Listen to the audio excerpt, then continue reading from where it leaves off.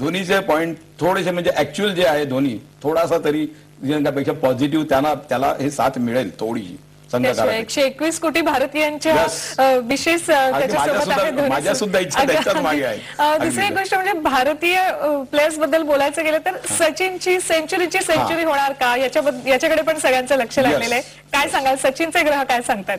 सचिनच्या ग्रहामध्ये सगळ्यात महत्वाचं मी तुम्हाला सांगितलं की मी सचिननी जेव्हा 200 केले तेव्हा सुद्धा एक लेख लिहिला होता की 24 एप्रिल जी सचिनची तारीख आहे तेव्हा 2 वेळा 4 येतात आणि उद्याच्या ह्याच्यामध्ये सुद्धा एप्रिलचा 4 आहे आणि 2011 ची बेरीज सुद्धा 4 आहे. तर तो हर्षल प्लॅनेट सचिनला कसा आहे हे कॅल्क्युलेट केल्यानंतर सचिनला तो प्लॅनेट शुभ आहे.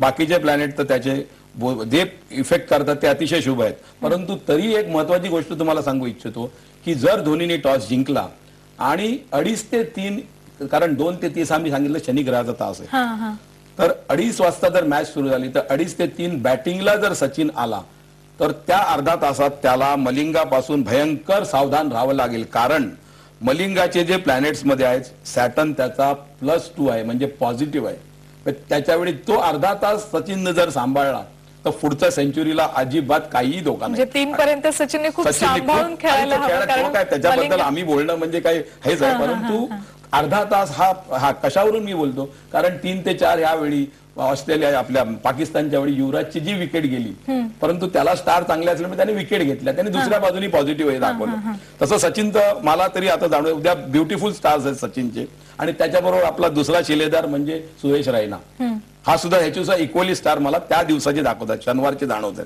आणि बाकीचे जे आपले बॅट्समन आहेत ते सुद्धा उत्कृष्ट खेळी करतील म्हणजे सेहवाग, गंभीर, युवराज, हे विराट कोहली.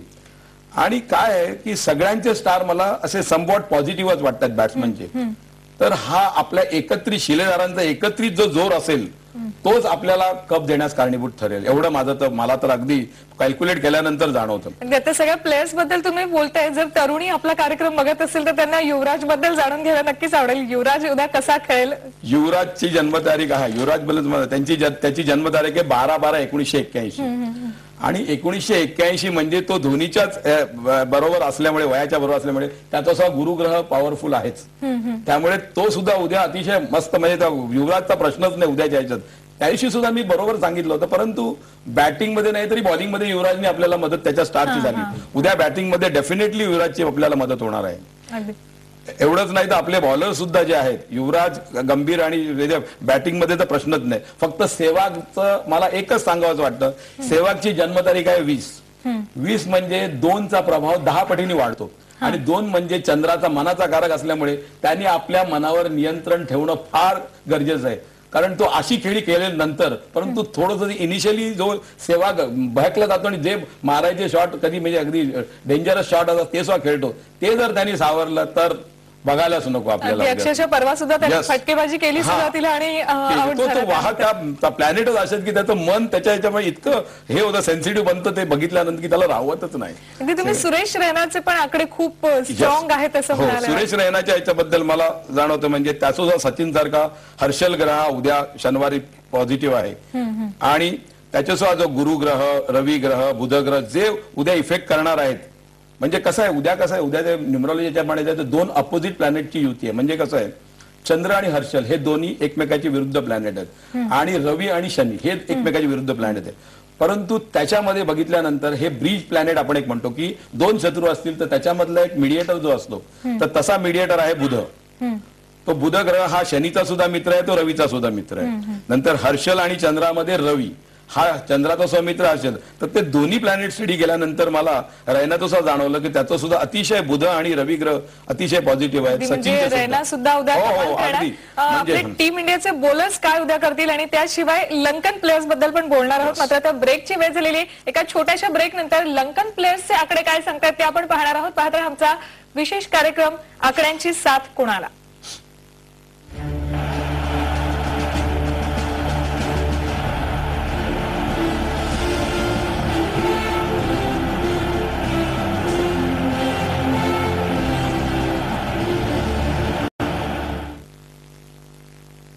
ब्रेकमध्ये स्वागत आपलं पुन्हा एकदा. आपण पाहताय आमचा विशेष कार्यक्रम आकड्यांची साथ कोणाला. टीम इंडियाचे बॉलर सुद्धा काय कमाल करतील आणि लंकन प्लेयर्सचे आकडे काय सांगतात हे जाणून घेऊयात आपण सगळ्यांकडनं.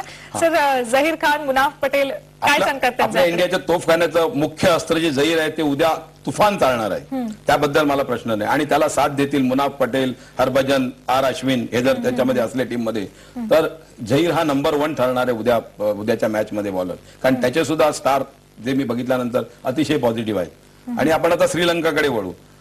श्रीलंकाचे 2 जे मिसाईल्स आहेत, मेन एक मलिंगा आणि मुथय्या मुरलीधरन, ह्यांनापासून भारताला फार सावरायला लागेल, सांभाळून राहायलाच लागेल याच्यापासून. आणि मुरलीधरन म्हणजे काल यांचे स्टारच दाखवतात. म्हणून मी सुरुवातीलाच सांगतोय, मुरलीधरन आणि लसित मलिंगापासून आपल्याला सांभाळायला लागेलच. आणि त्यांच्या बॅटिंगच्या ह्याच्यात सुद्धा जयरत्न, तिलक रत्ने, जयवर्धने, संगाकारा आणि संगाकारा त्यांचा कॅप्टन, त्यांचे सुद्धा स्टार चांगलेच आहेत, नाही असं नाही. ते सुद्धा ग्रुप म्हणजे उद्याचा थोडक्यात श्रीलंकेची ऍव्हरेजिंग टोटल आणि आपल्या बॅट्समॅनची टोटल ह्याच्यामध्ये खरोखरच टफ होणार आहे. आणि उद्याची जी मॅच आहे म्हणजे खरं तर महायुद्ध झालेलं आहे मोहालीमध्ये, सगळ्यांनी एन्जॉय केली ती मॅच, शेवटच्या बॉल पर्यंत एन्जॉय केली. उद्याच्या मॅच मध्ये असं होईल का की एकतर्फी होईल उद्याची मॅच? अजिबात नाही. कारण श्रीलंका पाकिस्तान विरुद्धच्या मध्ये काय झालं होतं की दोन्ही टीम दबावाखाली खेळण्यासारखे वाटत होते. त्यांच्या मनावर इतकं प्रचंड दडपण सगळ्या बाजूने आणलं होतं, म्हणजे खेळाच्या ऐवजी त्यांनी ते दडपणाखालीच खेळत होते. परंतु उद्याचा खेळ आहे तो मला तर डेफिनेट वाटतं की दोन्ही टीम त्यांचा नॅचरल खेळ खेळणार आहेत. कारण तसं काही दडपण नाही उद्या ह्याच्याबद्दल. त्यामुळे आपली टीम ही खुलत जाणार आहे आणि शेवटी सचिनचं स्वप्न पुरं होणारच आहे, ह्याच्याबद्दल मला काही शंका नाही. कारण तो इतकं हे इतक्या जवळ आलेलं आहे आणि धोनीचं लक म्हणजे त्याचं जे गुरुग्रहाचं पॉझिटिव्हनेस त्याला साथ देणार आहे, ह्याच्यात अजिबात शंका नाहीये मला. म्हणजे उद्या सगळ्यांना दोन्ही टीमचा नॅचरल खेळ पाहायला मिळेल, जो परवा पाहता आलेला नाही. अगदी 100%. आणि लंकन प्लेयर्स मध्ये मुरलीधरन बद्दल काय सांगता येईल? हा, मुथय्या मुरलीधरनचं एक स्पेशालिटी काय जाणवते की त्याचा जो हर्षल प्लॅनेट आहे तो पॉझिटिव्ह आहे, त्यामुळे तो अचानक धक्के देण्यामध्ये समर्थ ठरतो. त्याचे जे स्पिनिंग तो किंग ऑफ स्पिनरच आहे त्याच्यामुळे, पण तो जे स्पिन करतो त्याचे धक्के बसतात त्याच्यामधनं मात्र आपल्या प्लेयरना, कारण आपले सुद्धा प्लेयरचे आहेत पॉझिटिव्ह स्टार आहेतच, त्यामुळे ते त्या स्किल आणि एफर्टनी त्याला ते सावरून धरणारच, त्याबद्दल काही प्रश्न नाहीये. अगदी उद्याचा खेळ सगळेजण एन्जॉय करतात. अगदी नॅचरल गेम होणार आहे, दोन्ही काटेकी टक्कर होणार आहे आणि एक क्रिकेट रसिकांना खरीखुरी मेजवानी मिळणार आहे आणि हे आपण उद्या बघणारच आहोत.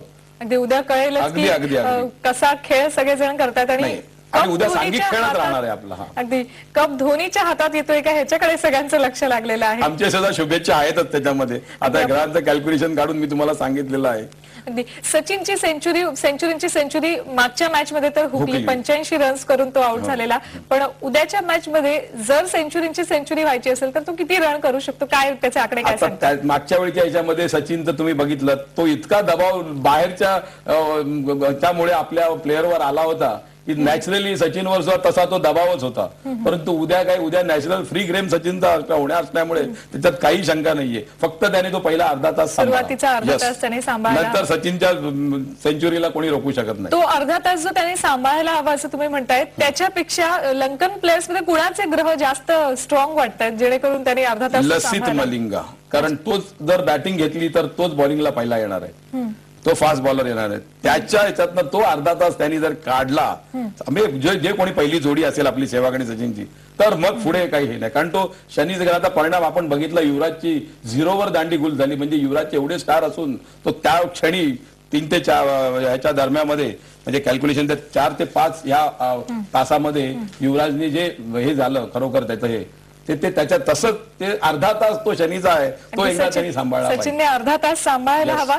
सर, आज तुम्ही इथे आलात आणि इतकं छान सगळ्यांचे आकडे काय सांगतात ते सांगितलं, त्याबद्दल धन्यवाद. थँक्यू. वर्ल्ड कपच्या धामधुमी